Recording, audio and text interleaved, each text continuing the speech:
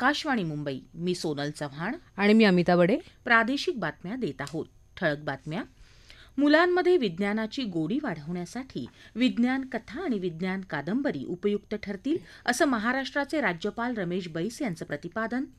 खड्डेमुक्त आणि कोंडीमुक्त रस्ते वाहतूक करण्याच्या मुख्यमंत्र्यांनी दिल्या सूचना. 97वे अखिल भारतीय मराठी साहित्य संमेलन जळगाव जिल्ह्यातील अंमळनेरला होणार. जागतिक बँकेच्या लॉजिस्टिक कामगिरी निर्देशांकात भारताची 16 स्थानांची आघाडी. मुंबई बंगळुरू महामार्गावर नर्हे आंबेगाव इथं प्रवासी बस आणि ट्रकच्या भीषण अपघातात 4 प्रवाशांचा मृत्यू तर 22 गंभीर जखमी. आणि आयपीएल टी20 क्रिकेट स्पर्धेत रॉयल चॅलेंजर्स बंगळुरू आणि राजस्थान रॉयल्स यांच्यात सामना सुरू. नाणेफेक जिंकून राजस्थानचा प्रथम क्षेत्ररक्षण करण्याचा निर्णय. मुलांमध्ये विज्ञानाची गोडी वाढवण्यासाठी विज्ञान कथा आणि विज्ञान कादंबरी उपयुक्त ठरतील असं राज्यपाल रमेश बैस यांनी सांगितलं. स्तंभलेखिका, ब्लॉगर आणि प्राप्तिकर विभागाच्या महासंचालक डॉक्टर साधना शंकर यांनी लिहिलेल्या असेंडन्स या विज्ञान कादंबरीच्या नव्या आवृत्तीचं प्रकाशन राज्यपालांच्या हस्ते मुंबईत राजभवनात झालं. त्यावेळी ते बोलत होते. विज्ञान कथा आणि विज्ञान कादंबरी वर्तमानातील चिंता, व्यथा विसरायला लावून वाचकाला एका वेगळ्या विश्वात घेऊन जातात असं ते म्हणाले. अन्नसुरक्षा, आरोग्य, लोकसंख्या नियंत्रण, पाण्याचे दुर्भिक्ष्य यांसारख्या मूलभूत समस्यांवर केवळ विज्ञान तंत्रज्ञानाच्या माध्यमातून उपाययोजना करता येते. त्यामुळे विज्ञान तंत्रज्ञानात बुद्धिमान आणि मेधावी विद्यार्थी आले पाहिजेत. विज्ञान शिकण्यासाठी आणि त्याची मुलांना गोडी लावण्यासाठी ध्येयवादी आणि बांधिलकी असणाऱ्या शिक्षकांची गरज आहे असं राज्यपालांनी यावेळी सांगितलं. राज्याचे पहिले गृहमंत्री बाळासाहेब देसाई यांच्या पुण्यतिथीनिमित्त सातारा जिल्ह्यातील पाटणमधल्या दौलतनगर मरळी इथं भव्य दिंडी सोहळा आयोजित करण्यात आला होता. यावेळी बाळासाहेब देसाई यांच्या पुतळ्याला अभिवादन करून हेलिकॉप्टरमधून पुष्पवृष्टी करण्यात आली. त्यानंतर गोल रिंगण, कीर्तन आणि महाप्रसाद यांसारखे कार्यक्रम झाले. यावेळी सातारा जिल्ह्याचे पालकमंत्री शंभूराज देसाई यांच्यासह विविध विभागांचे अधिकारी आणि नागरिक मोठ्या संख्येनं उपस्थित होते. ठाणे शहरातील वाढती वाहतूक कोंडी पाहता त्यावर उपाययोजना करण्यासाठी मुख्यमंत्री एकनाथ शिंदे यांनी काल रात्री उशिरा पोलीस, परिवहन आणि सार्वजनिक विभागाच्या अधिकाऱ्यांची तातडीची बैठक घेतली. ठाणे शहरात सुरू असलेली विकासकामं 1 जूनपूर्वी पूर्ण करण्याचे निर्देश देत खड्डेमुक्त आणि वाहतूक कोंडीमुक्त रस्ते करण्याच्या सूचना मुख्यमंत्र्यांनी या बैठकीत दिल्या. रस्ता कुणाच्या मालकीचा आहे याचा विचार न करता त्यावरील खड्डे पावसाळ्यापूर्वी तत्काळ बुजवावेत. तसंच पावसाळ्यात नागरिकांना कोणताही त्रास होऊ नये यासाठी करायच्या उपाययोजना आत्तापासूनच हाती घेण्याच्या सूचना त्यांनी दिल्या. निकृष्ट दर्जाचं काम आढळल्यास संबंधित अधिकाऱ्यावर कठोर कारवाईचा इशाराही एकनाथ शिंदे यांनी या बैठकीत दिला. केंद्र सरकारच्या भारतमाला परियोजनेअंतर्गत देशात रस्ते वाहतूक अधिक वेगवान करण्याच्या उद्देशानं नवीन महामार्ग बनवण्याचा उपक्रम हाती घेतला आहे. हा उपक्रम 2014 पासून सुरू झाला असून आत्तापर्यंत सुमारे 50,000 किलोमीटरचे राष्ट्रीय महामार्ग या उपक्रमाअंतर्गत तयार करण्यात आले आहेत. हा उपक्रम सुरू झाल्यानंतर देशातील महामार्ग बनवण्याचा वेग 12 वरून 29 किलोमीटर प्रतिदिवस इतका वाढला आहे. भारतमाला परियोजना उपक्रमाअंतर्गत दिल्ली मुंबई हा देशातील सर्वात मोठा महामार्ग तयार केला जात आहे. हा महामार्ग 1386 किलोमीटर इतका आहे. या महामार्गावरील दिल्ली दौसा लालसोटा या विभागाचं उद्घाटन प्रधानमंत्री नरेंद्र मोदी यांनी केलं आहे. दर महिन्याच्या शेवटच्या रविवारी श्रोते ज्याची आतुरतेनं वाट पाहतात तो प्रधानमंत्री नरेंद्र मोदी यांचा सर्वांशी संवाद अर्थात मन की बात आता शतकपूर्ती करणार आहे. त्यानिमित्त ऐकूया मन की बातमधला काही अंश.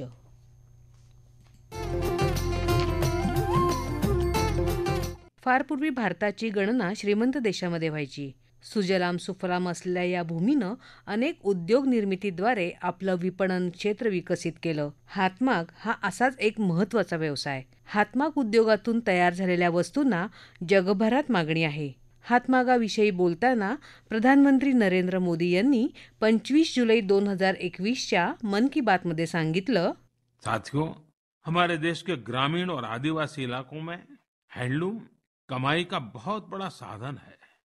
ये ऐसा क्षेत्र है जिससे लाखों महिलाएं, लाखों बुनकर, लाखों शिल्पी जुड़े हुए हैं। आपके छोटे छोटे प्रयास बुनकरों में एक नई उम्मीद जगाएंगे। आप स्वयं कुछ न कुछ खरीदें और अपनी बात दूसरों को भी बताएं। और जब हम आजादी के 75 साल मना रहे हैं, तब तो इतना करना हमारी जिम्मेवारी बनती ही है भाइयों।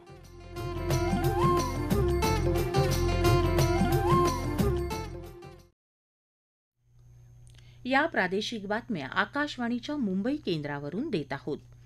97वे अखिल भारतीय मराठी साहित्य संमेलन जळगाव जिल्ह्यातील अंमळनेरला होणार आहे.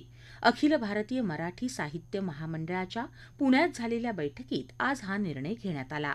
अंमळनेरसह सातारा, सांगलीतील औदुंबर आणि जालना या 4 ठिकाणांचे प्रस्ताव आले होते. आज अंमळनेरच्या प्रस्तावावर शिक्कामोर्तब करण्यात आलं. राष्ट्रीय युवा सहकारी संस्थेच्या सहकार्यानं पुणे विद्यापीठात सहकार क्षेत्रातील संशोधन केंद्र सुरू करणार असल्याची घोषणा केंद्रीय वित्त राज्यमंत्री डॉ. भागवत कराड यांनी केली आहे. सावित्रीबाई फुले पुणे विद्यापीठातील डॉ. विखे पाटील अध्यासन आणि राष्ट्रीय युवा सहकारी संस्थेच्या वतीनं सहकार क्षेत्रातील युवकांचा सहभाग या विषयावरील राष्ट्रीय कार्यशाळेत ते मार्गदर्शन करताना आज बोलत होते. जागतिक पातळीवर भारतीय अर्थव्यवस्थेला 3ऱ्या स्थानावर पोहोचण्यासाठी देशातील युवा वर्गाला बरोबर घेऊन एकत्रित प्रयत्न करण्याचं आवाहन त्यांनी केलं. युवा क्षेत्रात काम करणाऱ्या संस्था आणि संघटनांनी युवकांच्या सशक्तीकरणासाठी प्रयत्न करण्याची गरज असल्याचं कराड म्हणाले. समाजातील शेवटच्या घटकापर्यंत शासकीय योजनांचा लाभ मिळावा यासाठी राष्ट्रीय युवा सहकारी संस्थेसारख्या संस्थांनी काम करावं. यासाठी त्यांना नाबार्डसारख्या राष्ट्रीय पातळीवरील संस्थेची जोडून देण्यात येईल, असं कराड यांनी सांगितलं.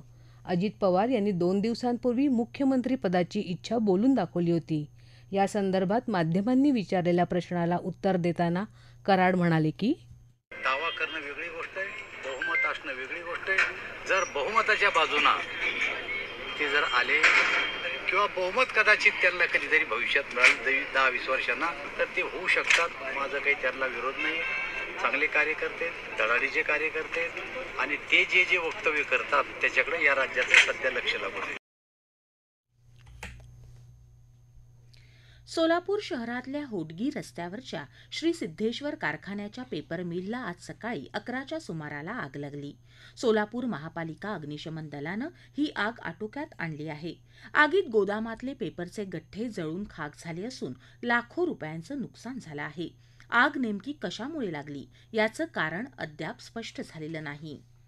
जागतिक बँकेच्या लॉजिस्टिक कामगिरी निर्देशांकात भारतानं 2014च्या 54व्या स्थानावरून 38व्या स्थानावर झेप घेतली आहे. 16 स्थानांच्या या आघाडीबद्दल प्रधानमंत्र्यांनी आनंद व्यक्त केला आहे. केंद्रीय वाणिज्य आणि उद्योग मंत्री पियुष गोयल यांच्या ट्विटला प्रतिसाद देताना प्रधानमंत्र्यांनी म्हटलं की, हा एक उत्साहवर्धक कल आहे.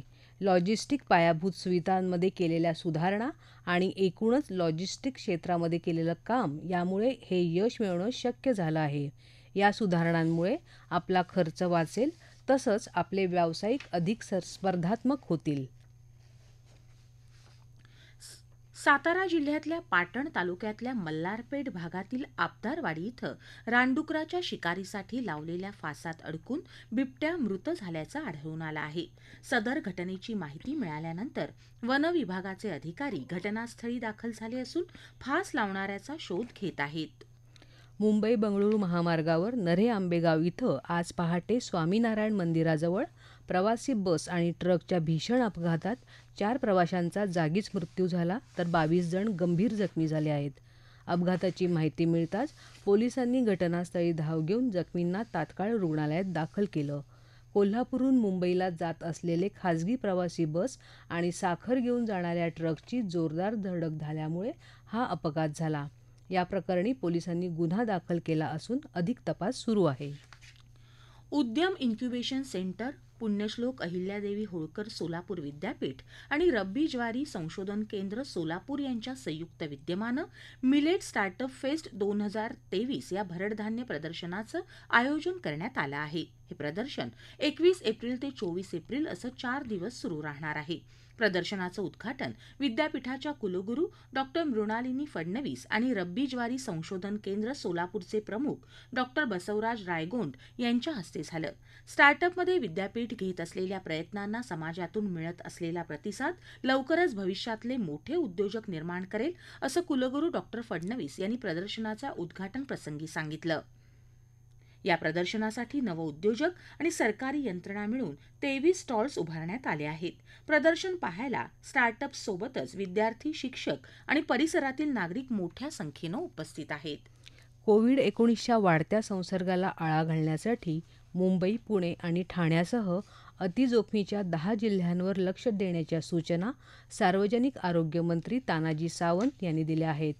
ते पुणे इथं आरोग्य सेवा संचालनालय विभागाच्या विशेष कार्यदलासोबत झालेल्या बैठकीत बोलत होते. यावेळी त्यांनी आरोग्य विभागाचे संचालक, उपसंचालक आणि सदस्यांशी दूरदृश्य प्रणालीच्या माध्यमातून संवाद साधला. जनतेने गर्दीच्या ठिकाणी मास्कचा वापर करावा आणि कोविडच्या चाचण्या करण्यासाठी प्रयोगशाळांची क्षमता वाढवावी, अशा विविध सूचना त्यांनी या बैठकीत दिल्या. देशात गेल्या 24 तासात कोविड-19च्या 10,012 रुग्णांची नोंद झाली, तर 9,833 रुग्ण बरे झाले. केंद्रीय आरोग्य मंत्रालयानं दिलेल्या माहितीनुसार सध्या देशभरात 68,806 सक्रिय रुग्ण आहेत, तर रुग्ण बरे होण्याचा दर 98.66% इतका आहे. देशव्यापी कोविड प्रतिबंधक लसीकरण मोहिमेत आतापर्यंत 220,66 लाखांहून अधिक नागरिकांचं लसीकरण झालं आहे. IPL T20 क्रिकेट स्पर्धेत आज बंगळुरू इथं रॉयल चॅलेंजर्स बंगळुरू आणि राजस्थान रॉयल्स यांच्यात सामना सुरू आहे. साखळी फेरीतला दोन्ही संघांचा हा 7वा सामना आहे. या सामन्यात राजस्थाननं नाणेफेक जिंकून पहिलं क्षेत्ररक्षण करण्याचा निर्णय घेतला. शेवटचं वृत्त हाती आलं तेव्हा बंगळुरूनं 8व्या षटकात 2 गडी बाद 75 धावा केल्या होत्या. स्पर्धेतला आजचा दुसरा सामना कोलकाता इथं चेन्नई सुपर किंग्ज आणि कोलकाता नाईट रायडर्स यांच्यात होणार आहे. संध्याकाळी 7:30 वाजता हा सामना सुरू होईल. तिरंदाजी विश्वचषकाच्या पहिल्या टप्प्यात आज भारतानं 3ऱ्या सुवर्णपदकासाठी तुर्कस्तानमधील अंतल्या इथं खेळायला सुरुवात केली आहे. भारतीय पुरुष रिकर्व्ह संघाची लढत चीनशी होत आहे. भारतीय संघात अतनु दास, धीरज बोंबादेवरा आणि तरुणदीप राय यांचा समावेश आहे. हा सामना भारतीय वेळेनुसार दुपारी 1:10 सुरू झाला. पुरुषांच्या रिकर्व्ह एकेरीच्या उपांत्य फेरीत धीरज बोंबादेवराची लढत मोल्दोवाच्या डॅन ओलारूशी होईल. हा सामना संध्याकाळी 5:46 खेळवला जाईल. तत्पूर्वी काल महिला एकेरीत ज्योती सुरेखा वेणमने यांनी सुवर्णपदक जिंकलं. ज्योती आणि ओजस प्रवीण देवतळे या जोडीनं मिश्र दुहेरीतही सुवर्णपदक पटकावलं आहे. मागील 9 वर्षात भारतीय विमान उद्योगानं विमानतळ निर्मितीमध्ये लक्षणीय वृद्धी केली आहे. 2014मध्ये देशात 74 विमानतळं होती. ती संख्या 2023मध्ये 148 म्हणजे दुपटीनं वाढली आहेत. क्षेत्रीय कनेक्टिव्हिटी योजना उडे देश का आम नागरिक या योजनेअंतर्गत 74 विमानतळाला जोडणारे 469 मार्ग क्रियाशील झाले असून यामुळे लाखो भारतीयांना स्वस्त आणि सुकर विमान प्रवासाचा लाभ झाला आहे. या व्यतिरिक्त विमानतळावरून त्वरित आणि परिणामकारक वाहतूक होण्यासाठी भारतीय विमान प्राधिकरण निरंतर प्रयत्न करत आहे. अरुणाचल प्रदेशमध्ये 254 4G मोबाईल टॉवरचं लोकार्पण केल्याबद्दल पंतप्रधान नरेंद्र मोदी यांनी आनंद व्यक्त केला आहे. या विकासात्मक घडामोडींचं स्वागत करणाऱ्या सीमावर्ती भागातील जनतेचे त्यांनी आभार मानले आहेत. ठळक बातम्या पुन्हा एकदा. मुलांमध्ये विज्ञानाची गोडी वाढवण्यासाठी विज्ञान कथा आणि विज्ञान कादंबरी उपयुक्त ठरतील, असं महाराष्ट्राचे राज्यपाल रमेश बैस यांचं प्रतिपादन. खड्डेमुक्त आणि कोंडीमुक्त रस्ते वाहतूक करण्याच्या मुख्यमंत्र्यांनी दिल्या सूचना. 97वे अखिल भारतीय मराठी साहित्य संमेलन जळगाव जिल्ह्यातील अंमळनेरला होणार. जागतिक बँकेच्या लॉजिस्टिक कामगिरी निर्देशांकात भारताची 16 स्थानांची आघाडी. मुंबई बंगळूर महामार्गावर नऱ्हे आंबेगाव इथं प्रवासी बस आणि ट्रकच्या भीषण अपघातात 4 प्रवाशांचा मृत्यू तर 22 गंभीर जखमी. आणि IPL T20 क्रिकेट स्पर्धेत रॉयल चॅलेंजर्स बंगळुरू आणि राजस्थान रॉयल्स यांच्यात सामना सुरू. नाणेफेक जिंकून राजस्थानचा पहिलं क्षेत्ररक्षण करण्याचा निर्णय. याबरोबरच आकाशवाणी मुंबई केंद्रावरचं हे प्रादेशिक बातमीपत्र संपलं. नमस्कार.